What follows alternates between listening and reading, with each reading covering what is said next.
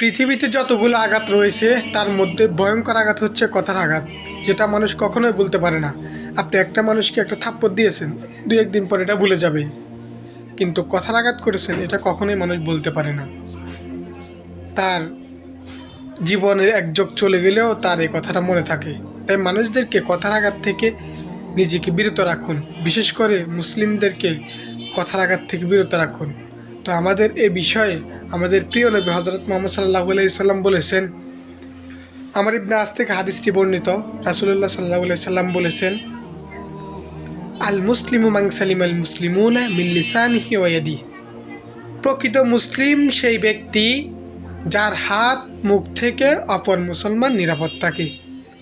তো এই হাদিসের ব্যাখ্যা অনুযায়ী আপনাদেরকে বলবো, আপনার সর্ব অবস্থায় এবং সর্বক্ষেত্রে এবং শরীরের প্রত্যেকটা অঙ্গ প্রত্যঙ্গ থেকে মুসলমানদেরকে এবং মানুষদেরকে কষ্ট দেওয়া থেকে বিরত থাকেন, তাহলে অবশ্যই আল্লাহ তাআলা আপনার উপর সন্তুষ্টি থাকবে এবং আপনাকে দুনিয়া আখিরাতে কামিয়াব করবে। আর প্রথমে যে আপনাদেরকে বললাম, এ কথার আঘাত মানুষ বলতে পারে না। আপনি একটা মানুষকে কথার মাধ্যমে কষ্ট দিয়েছেন, এটা 10 বছর 20 বছর 50 বছর পরে হলেও তার এই কথাটা মনে হয়। মনে হলে কি মনে যে আঘাতটা পায় না, এটার জন্যই আল্লাহ আপনাকে ধরবে।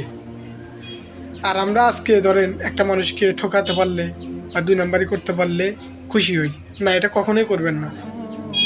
সবসময় আল্লাহর উপর তাওয়াক্কুল রাখবেন। আজকে আপনি ওকে ঠকিয়েছেন, একদিন আল্লাহ আপনাকে এমনভাবে ঠকাবে যেটা আপনি কল্পনাও করতে পারবেন না। তাই মানুষদেরকে এবং মুসলিমদেরকে ঠকানো থেকে নিজেকে বিরত রাখেন, অবশ্যই আল্লাহ আপনাকে কামিয়াব করবে। তো আজকের মেসেজটা এ পর্যন্ত। সবাই ভালো থাকবেন, নিজে খেয়াল রাখবেন এবং সহি এবং ভালো একজন মুসলিম হওয়ার চেষ্টা করবেন। আসসালামু আলাইকুম, আল্লাহ হাফিজ, ফি আমানিল্লাহ।